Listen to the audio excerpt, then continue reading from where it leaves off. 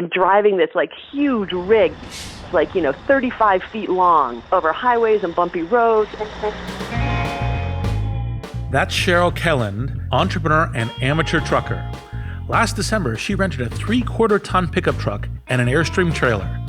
Picture a massive chrome Twinkie on wheels.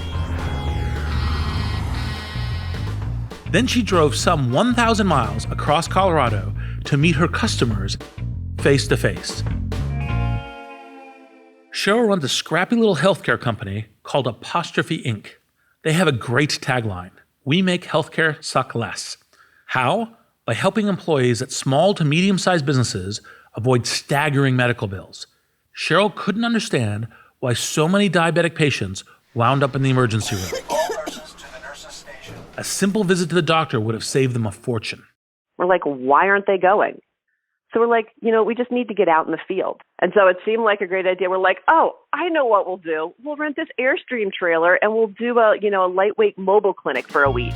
We'll invite people in for free biometric testing and quick health checkups. And while they're there, we'll talk to them. We'll sort of figure out what's going on.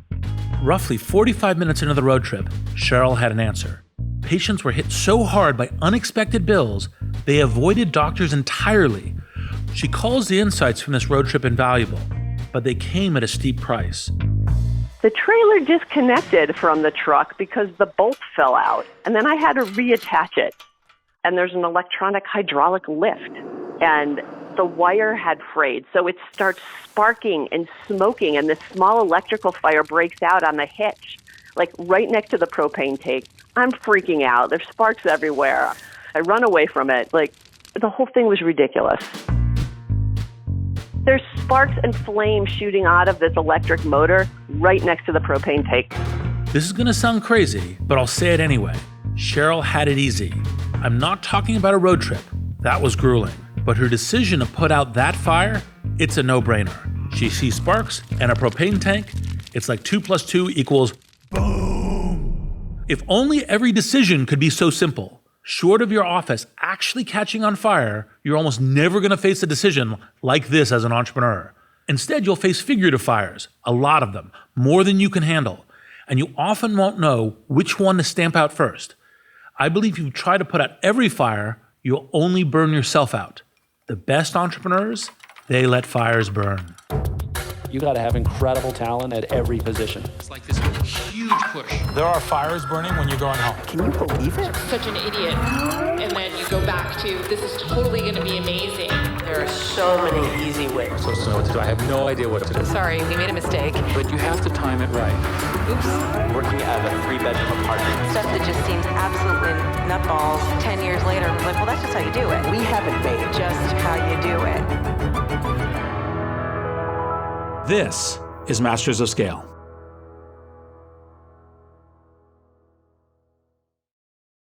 I'm Reid Hoffman, co-founder of LinkedIn and investor at Greylock, and your host. I believe smart entrepreneurs don't try to fight every fire. They have to let some fires burn, and sometimes very large fires. When you have a fast-scaling company, there will always be metaphorical fires. Some of them flare up suddenly, demanding your attention. Others build slowly in the background, threatening the spread if they aren't extinguished. If you spend all of your time fighting fires, you may miss critical opportunities to build your business. You'll be all reaction and no action. But if you let fires go on too long, you'll get burned. Deciding which fires you let burn and how long you let them burn for can make the difference between success and failure. The fundamental rule of customer service has long been the customer is always right. But in a fast-growing business, you often have to make a choice between serving your existing customers or reaching new customers. And if you're growing exponentially, it's a no-brainer. For scale companies, the rule is provide whatever service you can as long as it doesn't slow us down. And that may mean no service. Think I'm exaggerating? Back in PayPal's early days, we neglected customer complaints even as users grew exponentially. And because we had a customer service department of 3 people, we quickly started going in the hole around 10,000 emails a month. And customers got very frustrated with this. First, a few phone calls started trickling in with customers who had discovered our corporate phone number and were dialing extensions at random to try to reach somebody. And then very quickly, it became all of the phones were ringing. And then very quickly after that, probably hours, all of the phones were ringing 24 hours, 7 days a week. So what did we do? We turned off all the ringers on our desk phones and started using our cell phones for business. Because as paradoxical as that might sound, where you would say, we are supposed to be customer focused, we are listening to our customers. The problem is we have to treat the future customers, not just the current ones. And if all we did was the current ones, we'd never get to the future customers. For example, there was this one guy who felt that he wasn't getting his payments and needed the payments. He literally drove from Las Vegas to Palo Alto to come to our front door office. He asked for customer service, so that meant Lori went out to go see this relatively tall, bulky gentleman. He came back in and went, oh my God, there's an angry customer here. And so I went, what do we do? Because we don't have security, don't have any plans for this. First guy who showed up, right? And then there were others. And so I went, okay, Jamie Templeton is another 6-foot tall guy. So Jamie and I will go out with Lori to go talk to this guy. It wasn't my phone number, but there were people showing up at the front door. And at that point, we put a badge on the front door. And we let those complaints continue until one day we were positioned to solve the problem all at once.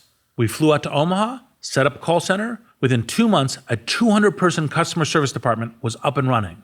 Problem solved, and I wouldn't have solved it a moment sooner.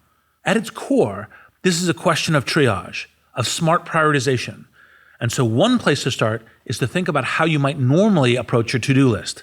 It can be a tidy, logical, satisfying process. Brian Chesky, the co-founder and CEO of Airbnb, loves it. I have this kind of interesting way I do to-do list. I make a list of long tasks and I try to be as exhaustive as possible. And then I try to group them. And I say, it's like a game of leverage.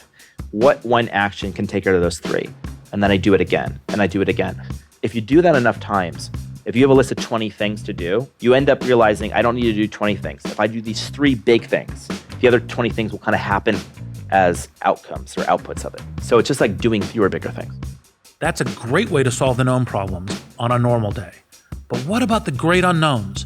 The problems that flare up unexpectedly and on a daily basis?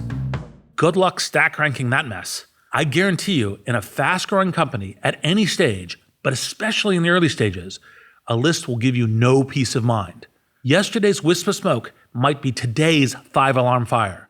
To really master the art of letting a fire burn, you need nerves, vigilance, and practice. Lots of practice. Selina Tobaccowala is as battle-tested as they come. She's a serial entrepreneur who's been disrupting industries ever since she started coding in her dorm room in the 1990s. She's now the co-founder of a new fitness app called Gixo. Before that, as co-founder of Evite and president of SurveyMonkey, she rode through 2 punishing and exhilarating waves of demand. She can tell you about the blazes behind the scenes of those massive successes. Some fires are big, some are enormous, and one you might call the tech equivalent of Chernobyl. So how did Selina master the art of fighting fires? You have to go back to the early days of the dot-com boom, where she was an undergraduate student at Stanford. Selina co-founded Evite with her college friend Al Lieb. Evite, you may recall, became the dominant platform for online invitations in the late 90s. It was only one of 3 business ideas that Selina and Al were hatching in their dorm room simultaneously.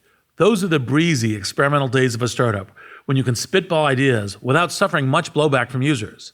Selina and Al might have continued working on 3 ideas at once until one day, Selina stumbled on their priorities, quite literally. I am very clumsy, as you know, and I tripped over the cord of our $200 Fry's computer that was beneath our desk. And I'll never forget, because then our phone rang and somebody said, "What happened to Evite?" And we immediately plugged it back in. We looked at the database and we were just surprised about how naturally the product had grown, because there was a built-in viral coefficient into the product that we hadn't really realized. Did you know the term viral coefficient? Absolutely not. At the time, it was more just the fact that, if people have to invite other people will see it. Now, this is the day every founder dreams of. Customers complaining about a loss of service? They like you. They really like you. Before you gush like you've won the lottery, you have to consider the flip side of passion. The users who love you are also liable to turn on you. Think about how Selina got a call from that angry customer in an instant.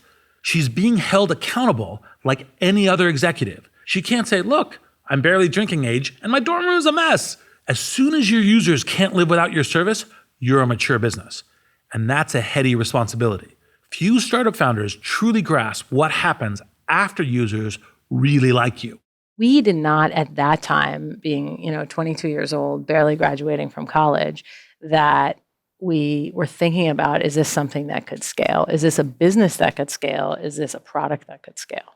And so a lot of what we realized is suddenly, we hadn't thought that much about how do you create hardware redundancy? How do you create database redundancy? And so we had multiple times where the site would just go down, which was more normal in 1999, 2000, but it was still something that we had to learn very, very quickly as entrepreneurs. And just how do you create operational excellence is something that, you were learning on the job versus coming into experience with. You'd be surprised how many successful startups, the celebrated overnight successes, flirt with disaster the following morning. Selina's experience is hardly unique. Take, for instance, my friend Hadi Partovi, the co-founder of the educational nonprofit Code.org. Back in 2007, Hadi and his twin brother Ali launched iLike, a music discovery app. It went live as an early app on Facebook, back when the social network had 20 million monthly active users. And it just exploded in popularity. The way Hadi describes it, you'd think 20 million active users turned their heads all at once and shouted, "More!" We planned to have 2 servers running this to judge interest. And basically within 30 minutes, we realized 2 servers wasn't going to be enough. So we immediately doubled it. And then we doubled it again. And then we doubled it again until our entire server farm of, I think, 32 servers. We could see that by the end of the weekend, we'd run out of servers. And it was Saturday of Memorial Day weekend. So it's kind of crazy. And we literally rented a U-Haul truck and called up people just basically asking, can we come to your data center and borrow machines? We'll buy them from you. We'll borrow them from you. We just need them immediately. And there was a whole bunch of us basically spending our weekend literally unpacking and racking these machines to get it up and running. The funny thing about this messy rollout is that it's a recurring story across Silicon Valley. The product goes viral, the team is caught flat-footed, and they go into a wildly inefficient scrum. You might be wondering, what's the deal with these entrepreneurs? Hasn't anyone in Silicon Valley heard of a contingency plan? I assure you we have, and I can only reply, who has time for a contingency plan? This isn't a quirk of Silicon Valley, it's a competitive strategy. You don't just want to be the first mover into a new market, you want to be the first scaler. You have to seize every last opportunity for growth, even if it means serving customers on a delusional scale. So they sometimes talk about founders who have this delusional version of reality. That's Lisa Curtis, co-founder and CEO of an energy and snack drink company called Kuli Kuli. Their secret ingredient is a nutrient-rich leaf called moringa. It's all the rage in West Africa. In the US, not so much, though I've been steeping moringa leaves in hot water lately, and I have to say, it's amazing stuff. Lisa saw the opportunity to scale the moringa market here in the US. Whole Foods wanted to partner with her and develop a new energy drink. So we said, yes, let's do it. And then Whole Foods said, and we want to launch it nationwide in January. And this was June. And, I looked at my co-founder, and she does our operations, and she just started shaking her head. And I distinctly remember being on the phone and saying, yep, we'll do it. We'll get it. We'll make it happen. So what happened? Those super hardy moringa leaves clogged the machines on the factory floor. Lisa's team scrambled to find a new factory. A snowstorm delayed their first shipment. Tempers flared. Buyers got upset. Then at last, the big day arrives. At the same time we were sending out to 435 stores across the country, we also had a batch of samples shipped to us. We did sort of like a cheers, we did it. And then we all kind of made this face of oh no, this is not what we thought. The taste was fine, but the texture? Gritty. Cue another few months of panic. They discovered another magic ingredient, xanthan gum, to smooth out the texture. And voila, they had a product that was ready to scale after a massively botched launch. So what's Lisa's take on this whole perfectly avoidable mess? I think it was still the right answer to stay yes. Obviously, hindsight is 20/20, and if I could have maybe spent more time on the factory floor and been there to really make sure that the product we were getting was the product we had expected, that might have solved it. But I don't think I would have changed saying yes and seizing the opportunity. Huli Kuli is now available in 3,000 stores, quadrupling its footprint in a year thanks to that Whole Foods launch. What's important about this story is that it's full of unforced errors. And I would argue that those errors are fine, so long as you're pursuing a massive growth opportunity. When you're moving fast, you can't say, oh, we're going to study this for 6 months. We're going to be perfectly wise and avoid a lot of basic problems. Because then you're 6 months behind, and that's what's unwise. So rather than prepare for every possible fire, you have to embrace the wisdom of intelligent triage. When I asked Selina how she acquired this uncommon wisdom at such a young age, she explained that all fires look the same when you're young, but one terrible blaze can give you a healthy perspective on the rest. You were a college student back then. Is the way you fight fires now substantially different than the way you fight fires then? So I would say the biggest difference is probably that I get less panicked about fires when they happen because you fought so many of them and you have a much better perspective of where to start versus, oh my God, people are depending on me, the site is down and I don't know what to do here. And so, I think that's probably the biggest change is understanding that. And also, I think not feeling so bad about the fact that you are going to have to throw some resources away in the short term. And as long as you explain that to people as they're doing the work, they also will understand versus feeling like you're always trying to find that perfect solution. When you're letting a fire burn, it's not simply up to you to wage a lonely battle with your own nerves. Your team may start to get the sense that, like the band on the Titanic, you're fiddling while the ship sinks. You have to show them that yes, you see the problem, and yes, your neglect is deliberate. Selina learned to telegraph calm after she left Evite in 2001. She moved to London, where she served as Senior Vice President of Product and Technology to the company Ticketmaster.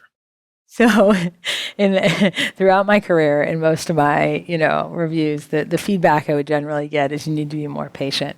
And I actually think the thing that taught me the most patience was becoming a mom. Realizing that it doesn't really help to snap at a child or an employee, obviously. But I think that in the sense of the patient side was how do you actually calm down a situation, especially when things are going crazy or going wrong, and how do you get people communicating well? Because the thing that starts to happen when things are broken is communication is the first thing to break down. And so that was the thing that I realized. It was as simple as it was back in the day before Slack, it was like get everybody on a conference call, make sure everybody has all the information, and get everyone to sort of be calm and work through the problem. And we had to do that quite a bit at Ticketmaster when there was massive on sales. And, Michael Jackson, U2 was going on sale. We had people from around the world, if there was a problem, that would get on a call, and there would always be a leader, a triage leader. And it was this very much of, okay, the first and most important thing is ensuring that there's fantastic communication. Now, this is exactly the sort of calm, measured management that startups yearn for. And there was one startup in particular in desperate need of Selina's help. It was a funky little website called SurveyMonkey. The founder built an incredibly popular tool for online surveys and succeeded with an astonishing shortage of everything a company needs to scale. So the founder of SurveyMonkey is an amazing guy. I mean, if you think about the fact that this company started in 1999 in the Midwest, and then he picked up and moved to Portland sight unseen just because he was found the Midwest too cold. But if you look at his 10-year trajectory, it's amazing. I mean, he built a business without a penny of funding. He, I think, invented the freemium model, or at least was one of the first people in the world to use the freemium model. There was essentially 2 developers, the founder, his brother, and 10 customer service agents. And that was it. SurveyMonkey's former CEO and departed friend, Dave Goldberg, was well aware that his team was understaffed and in need of an experienced firefighter like Selina. So in 2009, he started selling her on the founder's vision. It was an uphill battle. You think surveys? That's not that interesting. I would say every single person underestimated SurveyMonkey just because of the way it looked. Every product engineer, and even myself, where you walked in and the first thing you thought was surveys?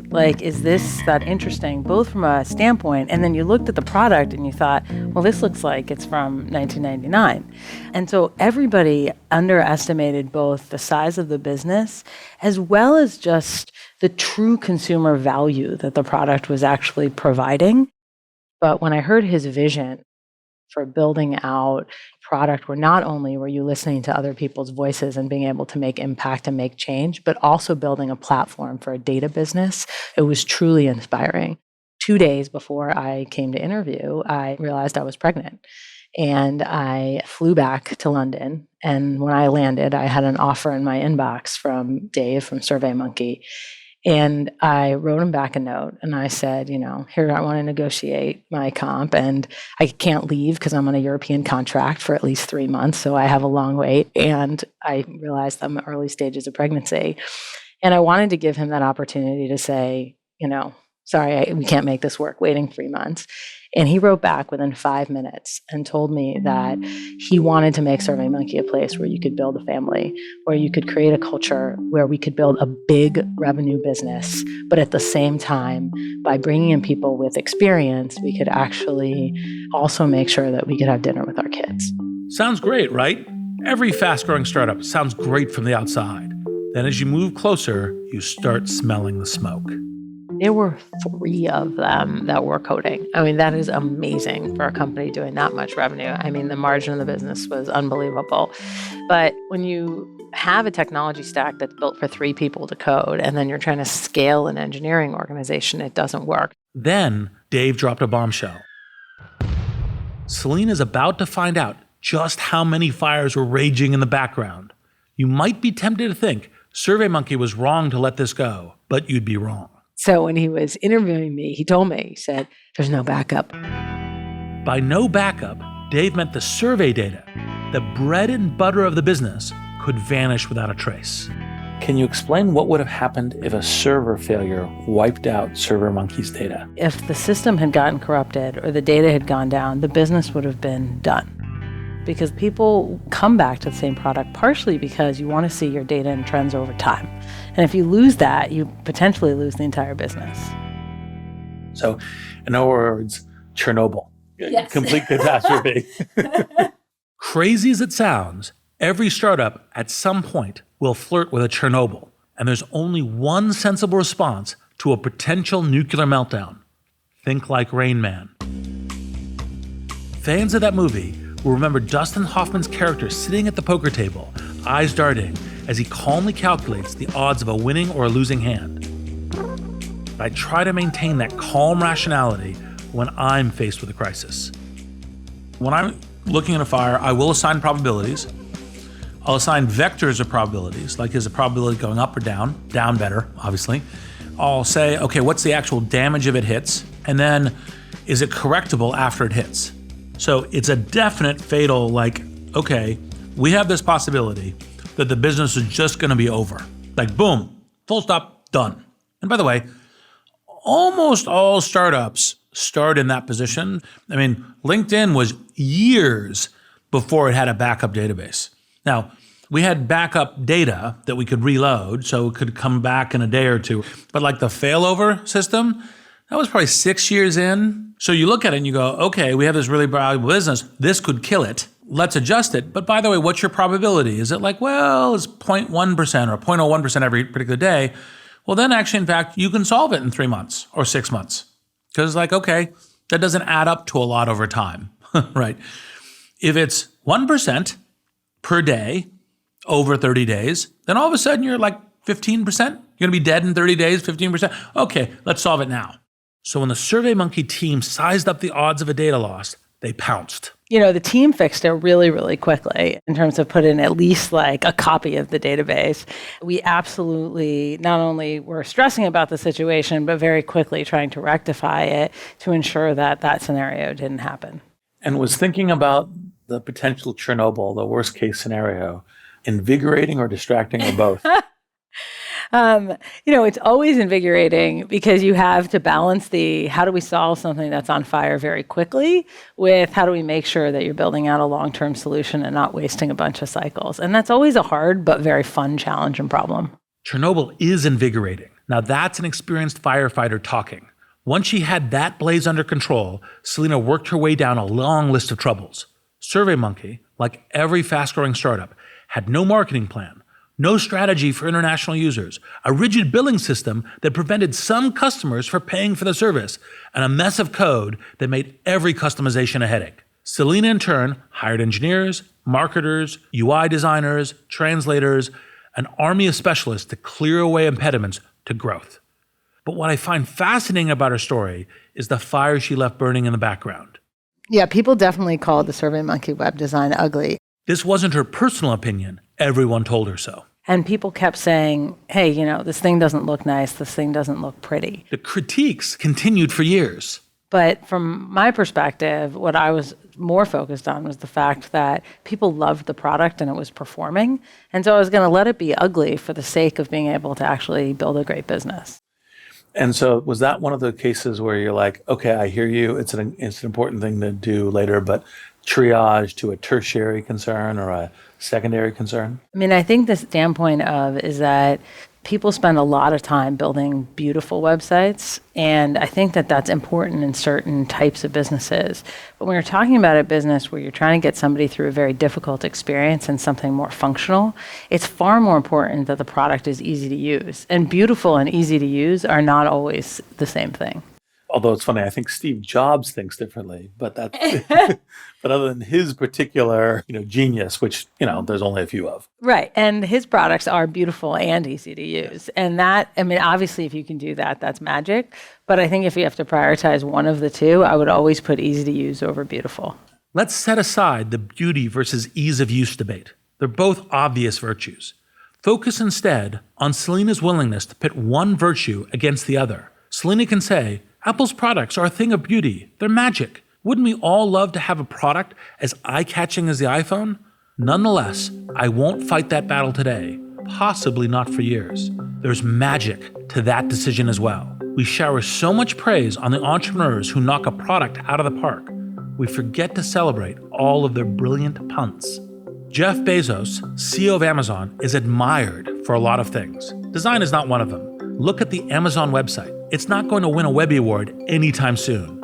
I can guarantee you a really good product person looking at that website would go, I know how to get a much stronger engagement loop on this page. What Bezos knows is that what matters most to people is convenience, price, and speed. That's what customers like, and that's what Amazon gives them. And Bezos won't allow anyone to vary from those three goals at all. Even if they say, but you could do this. No. Convenience, price, speed. Jeff and Selina don't just say, I'll let that fire burn. They commit to their decision, even as the smoke creeps under their door. Can you recall a specific example of a glaringly ugly design flaw at the time? So when you finished paying for the product and you finished checkout, there was this big, massive heart that came to say thank you. And everybody was just like, oh, that's a terrible image. But, we wanted to retain some of the essence of the product. There were certain pages like that people would just sort of, shudder at. But that page, as an example, the consumer has just paid you. And so is that the most important page to improve? No, it's most important to get them back into their experience quickly to let them finish out their surveys. My fellow investor at Greylock, Jerry Chen, is unflappable in the face of complaints. He's a former vice president of VMware, one of those behind-the-scenes tech companies that allows you to connect and secure application across devices. Jerry set an unusual measure of success for his team. The worst thing is you launch a product and no one cares or notices. And if you had sales reps complain or customers file bugs against it, then two things. One, you're releasing while you're still embarrassed, a la your role. And B, people only complain when they care. right? And so I always set as a metric, how many complaints did we get? As a positive metric. As a positive metric, because people are engaged. You need fortitude to accept these fires as a byproduct of growth. Because if you leave one fire burning long enough, it will merge with another fire. And that's when your strategy of intelligent triage will be sorely tested. SurveyMonkey's web design, for instance, wasn't just an eyesore for users. It actually hampered Selina's ability to recruit talent. It's like the don't judge a book by its cover, but people were sort of judging this product as being a non-Silicon Valley-based, non-beautiful site and underestimating both its consumer love and its financials. Given that it was affecting recruitment, did that put pressure on you to try to address the design, or did you have some other way of trying to overcome the recruitment challenge? Once we got people in the door, we were able to get them excited. But the hard part was, how are you getting people in the door? And so it took more effort, whether it was going to PyCon meetups, whether it was going to PyLadies, whether it was going out there and just talking to people, talking to engineers, talking to product people, using your network to get people to enter. And so that was a bigger challenge for us. And part of that, again, was because people were judging what the business was, what the product was. And until you were able to interact with them and pitch them, you weren't able to sort of break that barrier. Selina hints at another benefit of letting fires burn. You want employees who will rush into a burning building alongside you. And there are two ways to spot these employees. You can engage in all sorts of behavioral questioning. Suppose you had 10 seconds to put out an electrical fire next to a propane tank. How would you handle it?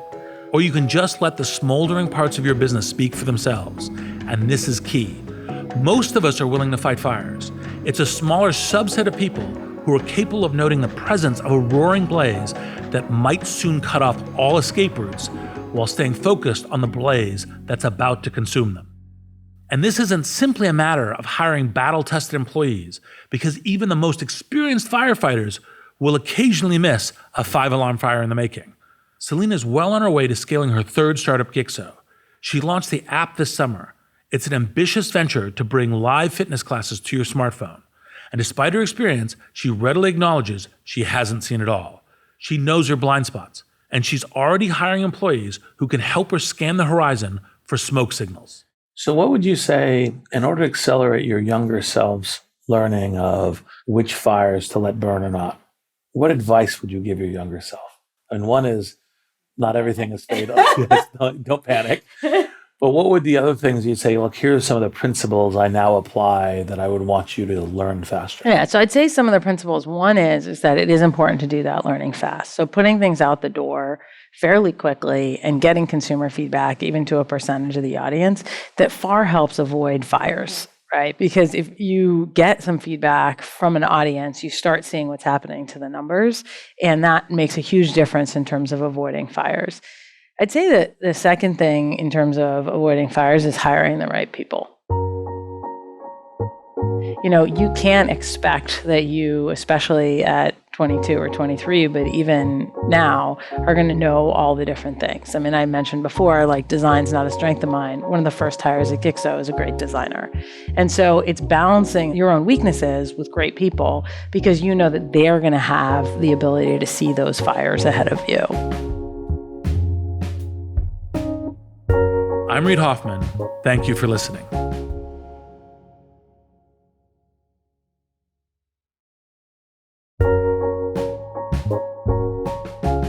Masters of Scale is a Wait What original. The show is recorded on-site in California and produced at the studio inside SY Partners in New York. Our executive producers are June Cohen and Darren Triff. Our producers are Chris McLeod, Jenny Cataldo, Dan Kedmi, and Ben Manila. Our supervising producer is Jay Punjabi. Original music is by the Holiday Brothers. Mixing and mastering by Brian Pugh. Special thanks to Jessica Johnston, Saida Sepieva, Elisa Schreiber, Chris Ye, David Sanford, Stephanie Kent, and Rafina Ahmad. Visit mastersofscale.com to find the transcript for this episode, and be sure to subscribe to our email newsletter.